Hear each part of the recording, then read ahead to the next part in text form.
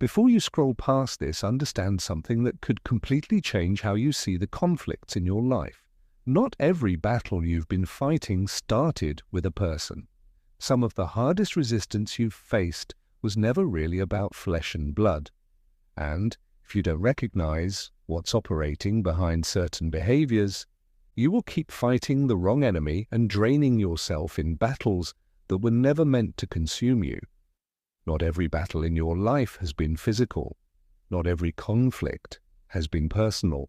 Not every tension has been random. Some of the hardest fights you've faced did not begin with people.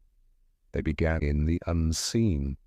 And if you don't understand this, you will keep fighting the wrong enemy. There were moments when someone's reaction felt disproportionate, when hostility appeared without clear cause, when jealousy surfaced from nowhere, when energy shifted in a room and you felt it instantly. You tried to rationalize it. You told yourself you were overthinking. But deep down, something felt off. That feeling was not paranoia. It was discernment trying to wake up. Spiritual discernment is not about accusing people. It is about recognizing influence. Because sometimes people are vessels for pressures, wounds, insecurities, and spiritual forces they don't even understand themselves. The real enemy is not flesh and blood. It is the unseen motivation operating behind behavior. You must understand something powerful. Not every attack is about you. Some people react strongly to your peace because it exposes their chaos. Some react to your discipline because it reveals their inconsistency. Some react to your growth because it confronts their stagnation. The tension you feel is not always personal. It is spiritual contrast. There are environments where you feel drained immediately. No argument, no conflict, yet your energy drops, your clarity weakens, your focus scatters. That is not coincidence. Atmospheres carry influence, and discernment is the ability to detect when something is misaligned before damage occurs. The danger is misdirected anger. When you think the person is the enemy, you either overreact or attach emotionally. But when you understand that influence can operate through people, you respond differently. You protect your peace without hatred. You set boundaries without revenge. You detach without becoming bitter. Some spirits operate through insecurity. They whisper comparison. They provoke silent competition. They stir quiet envy. And the person being influenced may smile at you while internally resenting your progress. Discernment allows you to see the subtle shift before it becomes sabotage. Other spirits operate through manipulation. They create confusion, they twist words, they provoke emotional reactions, they drain your clarity. If you constantly feel like you must defend yourself around someone, pay attention. Discernment does not shout. It observes patterns. Discernment must be paired with humility, because not every conflict is spiritual warfare. Some conflicts are miscommunication. Some tensions are personality differences. True discernment requires emotional maturity. It requires patience. It requires observation before conclusion. Sometimes the battle is internal. Fear can distort perception. Trauma can amplify suspicion. Past betrayal can create hypervigilance. That is why discernment must be anchored in peace, not panic. When it comes from panic, it is insecurity. When it comes from peace, it is clarity. You have likely experienced moments where you ignored your intuition and later regretted it, a relationship you felt unsure about, an opportunity that felt rushed, a conversation that left you unsettled. Discernment was present, but you overrode it to keep peace or avoid confrontation. You are meant to sharpen your spiritual awareness, not to make you suspicious of everyone, but to make you wise about influence. When your spirit feels unsettled around someone repeatedly, don't ignore it. When patterns of inconsistency appear, don't excuse them too quickly. Discernment sees patterns, not isolated incidents. The real enemy often hides behind distraction, drama, and emotional chaos. It wants you exhausted, so you cannot focus. It wants you reactive, so you lose clarity. It wants you entangled, so you waste time fighting personalities instead of recognizing influence. Envy is subtle, it rarely confesses itself. It disguises itself as advice, humor, curiosity, even concern.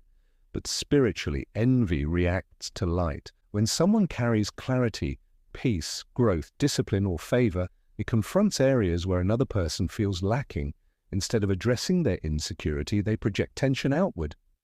You may notice small shifts, compliments that feel slightly sharp, support that feels conditional, energy that feels competitive rather than collaborative. Discernment detects tone before words confirm it. Hidden hostility is emotional. It is spiritual contrast responding to difference. Jealousy is not always about material things. Sometimes it is about the confidence you carry, the stability you reflect, the respect you command without demanding it. Some people feel exposed around grounded individuals. Your calmness becomes a mirror, and not everyone is comfortable looking at themselves. Hidden hostility often operates through subtle sabotage, exclusion, withholding information, small misrepresentations, quiet undermining, nothing dramatic enough to accuse directly but consistent enough to feel. Patterns matter. The goal of hidden hostility is distraction. If it can keep you emotionally entangled, you lose focus on your assignment. That is why detachment is powerful. You remain steady. You refuse subtle competition. You protect your peace. Manipulation destabilizes slowly. It targets your clarity. Small distortions, words slightly twisted, conversations slightly redirected. You leave questioning yourself. Confusion is the first signal. Control may look protective when it may sound concerned. But if someone consistently influences your decisions through fear, pressure, or emotional withdrawal, discernment should activate. Confusion is not alignment. Chronic mental fog is not growth. Manipulative influence often connects with unhealed areas within you. The need to be needed, the fear of conflict, the desire for validation. Growth requires confronting those internal vulnerabilities, because manipulation loses power when insecurity is healed. Emotional provocation is another tactic. It presses the exact button it knows will unsettle you. It seeks reaction. Because if influence can control your reaction, it can disrupt your direction. Reaction clouds judgment. Calmness preserves authority. Not every comment deserves response. Not every accusation requires explanation. Emotional control is spiritual strength. Some tensions are designed to test whether you will revert to old versions of yourself, the reactive version, the defensive version. Growth is revealed when you respond differently than you once would have. Boundaries protect your energy. They are not bitterness, they are wisdom. You reduce access quietly, you share less, you observe more. Authority does not need announcement. When you strengthen boundaries, some relationships fade. That is filtration. It reveals who respected you and who relied on your over-availability. This is not loss, it is alignment. Not every battle is external, some are internal. Fear suggests worst-case scenarios. Doubt questions your readiness. Comparison minimizes your progress. Thoughts are suggestions. They require agreement to gain power. Guarding your mind requires discipline, limiting negativity, being selective about whose opinions you internalize, challenging exaggerated fears with perspective. You are not your thoughts. Pressure increases as you grow. Opposition intensifies as you advance. Distractions appear before breakthroughs. Minor disturbances attempt erosion, but steadiness disrupts strategy. Pressure reveals weak points so they can be strengthened. Stability grows when your identity is rooted internally, not environmentally. You are not meant to eliminate pressure, you are meant to outgrow it. And now understand this clearly. The real enemy is not people. It is influence. It is insecurity amplified, fear projected, confusion introduced, comparison fueled, distraction sustained. If you misunderstand this, you will harden your heart. True discernment does not make you fearful, it makes you calm. Because once you see patterns clearly, you respond with boundaries instead of bitterness.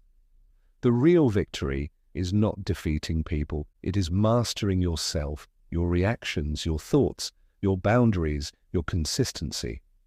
You are not meant to live in defense mode. You are meant to live in awareness, calm, observant, grounded, secure. Walk forward aware, not afraid, protected, not paranoid, steady, not suspicious. Because discernment is not about seeing enemies everywhere. It is about seeing clearly, and clarity is your greatest protection.